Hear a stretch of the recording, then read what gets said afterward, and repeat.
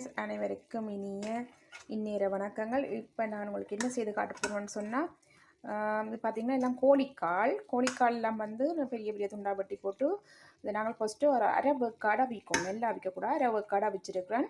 இதுக்கு அவிக்கும் பொழுது என்னென்ன செய்திருக்கணும்னு சொன்னால், உப்பு, மஞ்சத்தூள், எங்களோட கறி பவுடர், நாங்கள் கறிக்கு சேர்க்குற கறி பவுடர், மற்ற இஞ்சி உள்ளி பேஸ்ட்டாக இடித்து போட்டிருக்கிறேன்.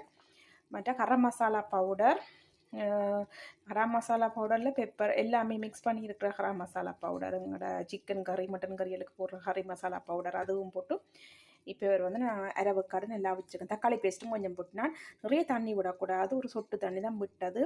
அடுத்து நான் என்ன செய்து உங்களுக்கு காட்ட போகிறேன்டா, கொஞ்சம் வெள்ளமாக எடுத்துருக்குறேன்.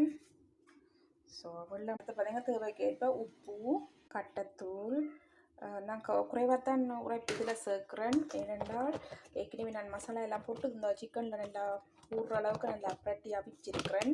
அப்போ அதிலே முறைப்பு இருக்கும். அதனால் இதை ட்ரையாக நான் கொஞ்சம் உரைப்பாக குறைச்சி சேர்க்குறேன். சின்னாக்கள் சாப்பிட்றபடியாக இதை நாங்கள் நல்லா மிக்ஸ் பண்ண வேணும். மிக்ஸ் பண்ணி போட்டு இல்லைனா கொஞ்சம் பேக்கிங் பவுடர் சேர்த்துனாலும் அது நான் இந்த வீடியோ எடுக்கையில் கொஞ்சம் பேக்கிங் பவுடர், நாங்கள் விருப்பம் என்றால் பேக்கிங் பவுடர் சேர்க்கலாம், அல்லாது பேக்கிங் பவுடர் சேர்க்காமலும் பொரிக்கலாம். இப்போ இதில் வந்து நான் சிக்கனை புரட்ட போகிறேன். பார்த்தீங்கன்னா அவை பறக்குது சிக்கன் சூடு, அதால் நான் இதை பிடிச்சி வந்து மாவில் புரட்டுறேன். எல்லாமா வந்து எல்லாத்துலேயும் தர்ற மாதிரி புரட்ட வேணும். இந்த புரட்டி போட்டு எல்லாம் கொதித்த எண்ணெயில் இப்போ நாங்கள் பொரிச்சு எடுக்க போகிறோம். இது வீட்டில் பிள்ளைகளுக்கு உடனடியாக நாங்கள் செய்து கொடுக்குறோம் ஒரு KFC.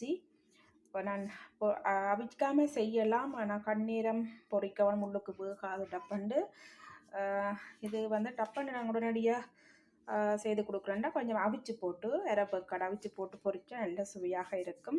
இங்கே எண்ணெய் கொதிச்சுட்டு இப்போ நாங்கள் மாவில் புரட்டி வச்ச சிக்கனை வந்து பொரிக்கப்புறம் அடுப்பு ரொம்ப கூட்டி வைக்கக்கூடாது, டப்பான கருக பார்க்கும் மாதாணி. இப்போ நான் கொஞ்சம் குறைச்சி வச்ச அடுப்பை பொரிக்கிறேன். இது மாதிரி உடனடியாக நீங்களும் வீட்டில் பிள்ளைகளுக்கு செய்து கொடுக்கலாம். சுத்தமாக ஆரோக்கியமாக அவை நிறைய சாப்பிடுவீங்க. கடையில் ஒன்றா நிறைய சாப்பிடாதீங்க, வீட்டில் வேண்டாம். சுவையும் வித்தியாசமாக இருக்கும், டேஸ்ட்டுகளும் இருக்கு. பனிய மேலையும் நான் அதை புரட்டி எடுக்கிறேன்.